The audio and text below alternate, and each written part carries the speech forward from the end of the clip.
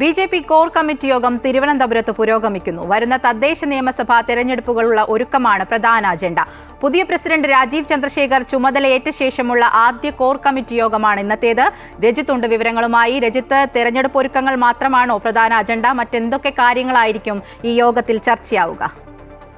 മായ, പ്രധാനമായും രാജീവ് ചന്ദ്രശേഖർ ചാർജ് എടുത്തതിന് ശേഷമുള്ള ആദ്യത്തെ കോർ കമ്മിറ്റി യോഗം എന്ന നിലയിലാണ് ഇന്നത്തെ യോഗം ശ്രദ്ധിക്കപ്പെടുന്നത്. എല്ലാ നേതാക്കന്മാരും കോർ കമ്മിറ്റി യോഗത്തിൽ പങ്കെടുക്കുന്നുണ്ട്. 13 പേരാണ് ഇപ്പോൾ കോർ കമ്മിറ്റി യോഗത്തിൽ നേരിട്ട് പങ്കെടുത്തുകൊണ്ടിരിക്കുന്നത്. സുരേന്ദ്രൻ ഉൾപ്പെടെയുള്ളവർ കോർ കമ്മിറ്റി യോഗത്തിൻ്റെ ഭാഗമായി യോഗത്തിൽ പങ്കെടുക്കുന്നുണ്ട്.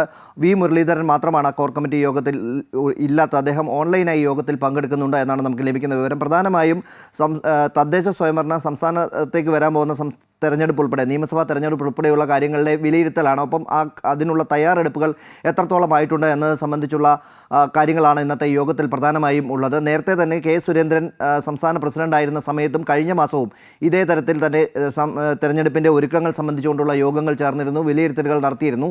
ഇന്നിപ്പോൾ രാജീവ് ചന്ദ്രശേഖർ സംസ്ഥാന പ്രസിഡന്റായി ചുമതലയേറ്റതിന് ശേഷം ഉള്ള ആദ്യ യോഗം എന്ന നിലയിൽ ഇന്നത്തെ യോഗത്തിൽ ഇക്കാര്യങ്ങളൊക്കെയാണ് പ്രധാന അജണ്ടയായി വെച്ചിട്ടുള്ളത്. അജണ്ടയ്ക്ക് പുറത്തുള്ള കാര്യങ്ങൾ ഒരുപക്ഷേ യോഗത്തിൽ ചർച്ചയായേക്കുമെന്ന് തന്നെയാണ് നമുക്ക് മനസ്സിലാക്കാൻ കഴിയുന്നത്. എന്ത് തന്നെയായാലും ഇത് സംബന്ധിച്ച കൂടുതൽ വിവരങ്ങൾ യോഗത്തിന് ശേഷം അറിയിക്കാമെന്നാണ് പ്രസിഡന്റ് സഹിതം അറിയിച്ചിട്ടുള്ളതും.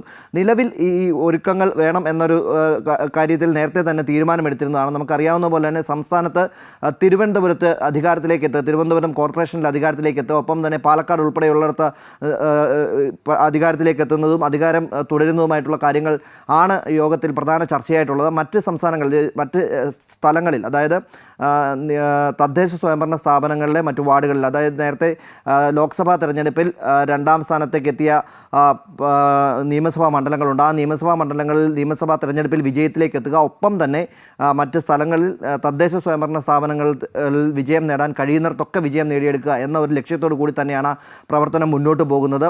കൂടുതൽ സീറ്റുകൾ നിയമസഭാ തെരഞ്ഞെടുപ്പിൽ സീറ്റുകളിലേക്ക് വിജയിക്കാൻ കഴിയുക എന്ന തരത്തിൽ കാര്യങ്ങൾ നീട്ടിക്കൊണ്ടു പോകുന്നതിനാണ് ഇന്നത്തെ യോഗം തീരുമാനമെടുക്കാൻ കഴിയുക. വൈകിട്ടത്തേക്ക് അവർ ഇത് സംബന്ധിച്ച കൂടുതൽ വിശദീകരണം അടക്കം നൽകുകയും ചെയ്യുമെന്ന് അറിയിച്ചിട്ടുണ്ട്. എന്തുതന്നെയായാലും രാജീവ് ചന്ദ്രശേഖർ സ്ഥാനമേറ്റെടുത്തതിന് ശേഷമുള്ള ആദ്യത്തെ യോഗം എന്ന നിലയിൽ കൃത്യമായ തീരുമാനങ്ങൾ ഇക്കാര്യത്തിൽ കൂടുതലായി ഉണ്ടാകും എന്ന് തന്നെയാണ് പ്രതീക്ഷിക്കുന്നത്.